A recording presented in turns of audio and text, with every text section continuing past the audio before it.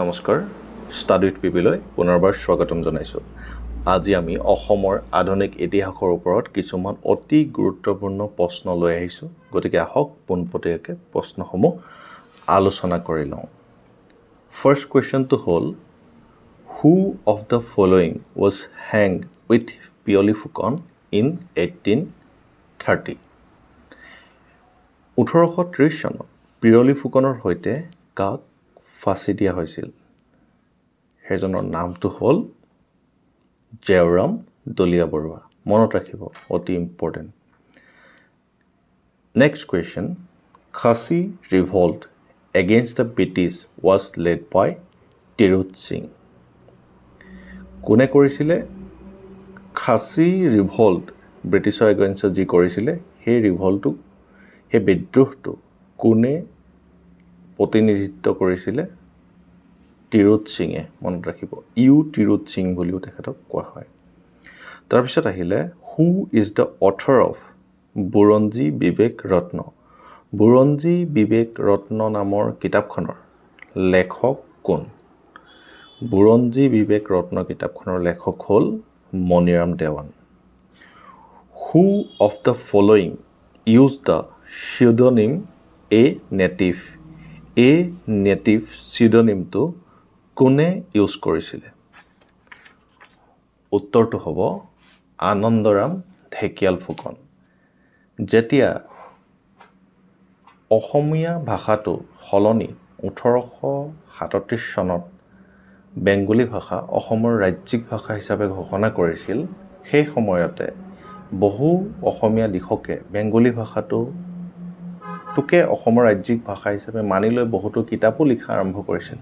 কিন্তু সেই সময়তে আনন্দৰাম ঢেকিয়াল ফুকনে যিটো পদক্ষেপ লৈছিলে অসমীয়া ভাষাটো উদ্ধাৰ কাৰণে, সেই প্ৰেক্ষাপটতে তেখেতে এ নেটিভ বা স্বদেশী ধৰণৰ শব্দৰ যোগেদি প্ৰবল প্ৰতিবাদ আগবঢ়াইছিল, যাৰ ফলত 1873 চনত অসমীয়া ভাষাটো পুনৰ ৰাজ্যিক ভাষা হিচাপে ঘোষণা কৰিছিল ব্ৰিটিছ চৰকাৰে।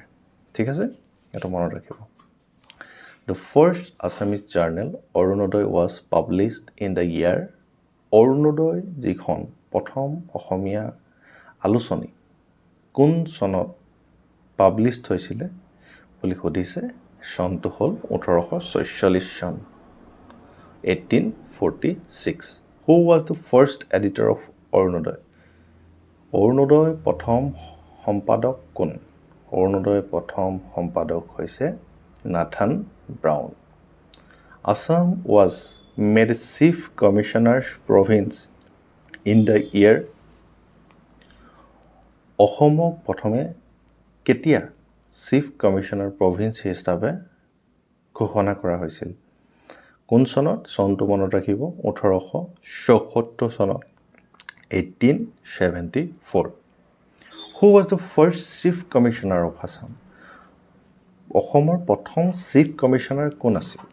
অসমৰ প্ৰথমজন চিফ কমিশ্যনাৰ হ'ল ৰিচাৰ্ড হাৰ্টে কিটিং। এইটো মনত ৰাখিব, ইম্পৰ্টেণ্ট হয়।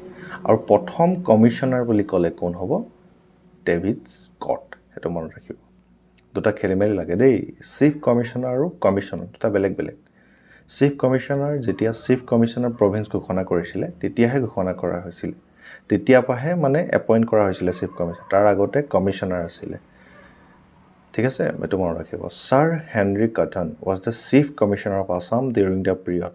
Sir Henry cotton chief commissioner of Assam কেতিয়াৰ পৰা আছিল? এইটো হ'ল 1896 চনৰ পৰা 1902 চনলৈকে। তাৰপিছত আহিলে, which of the following British officer died during the খামতি ৰিভল্ট? তলৰ কোনজন ব্ৰিটিছ অফিচাৰ খামতি ৰিভল্টৰ সময়ত মৃত্যু হৈছিল? ইয়াৰ উত্তৰটো হ'ব আডাম হোৱাইট। আডাম হোৱাইটৰ খামতি ৰিভল্টৰ সময়ত মৃত্যু হৈছিল। Who of the following was known as Kalita ৰজা? কলিতা ৰজা বুলি কাক জনা যায়? কলিতা ৰজা বুলি জনা যায় মণিৰাম দেৱানক। Mahatma Gandhi made his first visit to Assam in the year Mahatma গান্ধীয়ে তেখেতৰ ফাৰ্ষ্ট ভিজিট অসমলৈ কেতিয়া কৰিছিল সেইটো হ'ল 1921 চনত তাৰ পিছৰ প্ৰশ্নটো হ'ল চাৰগোলা ট্ৰেজেডি ইন আছাম টুক প্লেচ ডিউৰিং চাৰগোলা ট্ৰেজেডি অসমৰ কোনটো বিদ্ৰোহৰ সময়ত কোনটো আন্দোলনৰ সময়ত হৈছিল চাৰগোলা ট্ৰেজেডি হৈছিল নন কোঅপাৰেশ্যন মুভমেণ্ট অসহযোগ আন্দোলনৰ সময়ত হৈছিল ইয়াৰ চনটো মনত ৰাখিব 1921 চনত হৈছিল Assam Municipal Act was passed in the year অসমৰ মিউনিচিপাল এক্ট কেতিয়া পাছ হৈছিল সেইখন হ'ল 1923 চনত তাৰপিছৰ কোৱেশ্চনটো হ'ল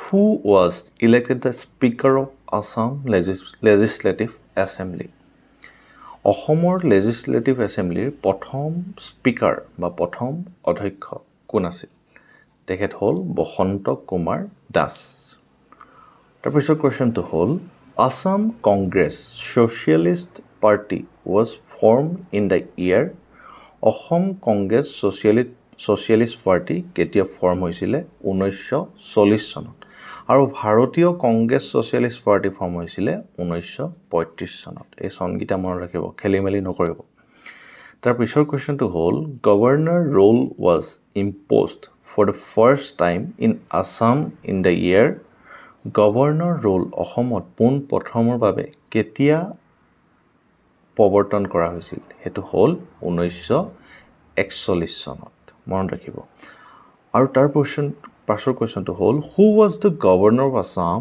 when the first governor role was imposed in Assam first governor role imposed কৰা সময়ত তেতিয়া অসমৰ গভৰ্ণৰ কোন আছিল তেতিয়া অসমৰ গভৰ্ণৰ আছিল ৰবাৰ্ট নেইল ৰেইড এই কোৱেশ্চনটো আহি থকা দেখা যায় গতিকে মনত ৰাখিব দেই under cabinet mission plan Assam was placed in তাৰ পিছৰ কোৱেশ্চনটো হ'ল under cabinet mission plan Assam was placed in যেতিয়া কেবিনেট মিছন প্লেন বনাইছিলে অসমক কোনটো গ্ৰুপত ৰাখিছিলে এনেকৈ বিভিন্ন গ্ৰুপ কৰি দিয়া হৈছিল group A group B group C group D তেনেকৈ কোনটো গ্ৰুপত অসম আছিলে গ্ৰুপ চিত The পিছৰ কোৱেশ্চনটো হ'ল during the anti British revolt in Assam rice mill ৱাজে যেতিয়া ব্ৰিটিছ বিৰোধী আন্দোলন হৈছিল অসমৰ যিটো ৰাইচ মিল বুলি কৈছিলে সেই ৰাইচ মিলটো প্ৰকৃততে কি আছিল প্ৰকৃততে আছিল পিপলছ এছেম্বলি বা ৰাইজৰ সভা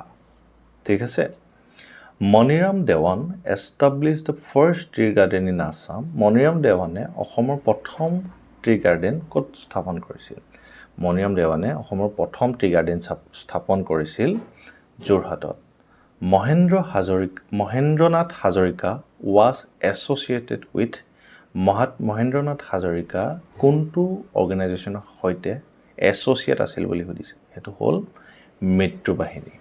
মৃত্যুবাহিনী জন্ম হৈছিলে 1942 চনত ঠিক আছে এইটো মনত ৰাখিব Who was the only Assamese to take part in the historic Round Table Conference as a representative of India?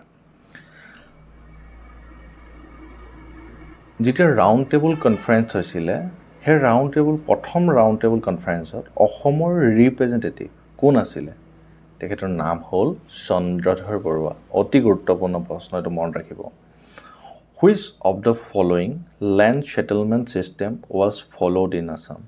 অসমৰ তলৰ কোনটো লেণ্ড সেটেলমেণ্ট চিষ্টেম ফলো কৰে বুলি সুধিছে সেইটো হ'ল ৰটাৰী তাৰ পিছৰ কোৱেশ্চনটো হ'ল the first organization that was established to develop Assamese literature and language অসমৰ কোনটো প্ৰথম সংগঠন যিটো এষ্টাব্লিছ কৰা হৈছিলে অসমীয়া ভাষা আৰু সাহিত্যৰ উন্নতিৰ কাৰণে হেতু হ'ল জ্ঞান পদায়িনী সভা হেতু মনত ৰাখিব এটো আহিয়ে থাকে জ্ঞান পদায়িনী সভা আজিলে প্ৰশ্ন ইমানে লোৱা হৈছিল আৰু এনেকুৱা ধৰণৰ আমি পৰীক্ষাৰ আগলৈকে বিভিন্ন ধৰণৰ ভিডিও আনি থাকিম গতিকে আপোনালোকে যদি ভিডিওটো ভাল পালে লাইক কৰি দিব আৰু লগৰ বন্ধু-বান্ধৱীৰ সৈতে শ্বেয়াৰ কৰি দিব আৰু চেনেলটো সাবস্ক্ৰাইব কৰি ল'ব ধন্যবাদ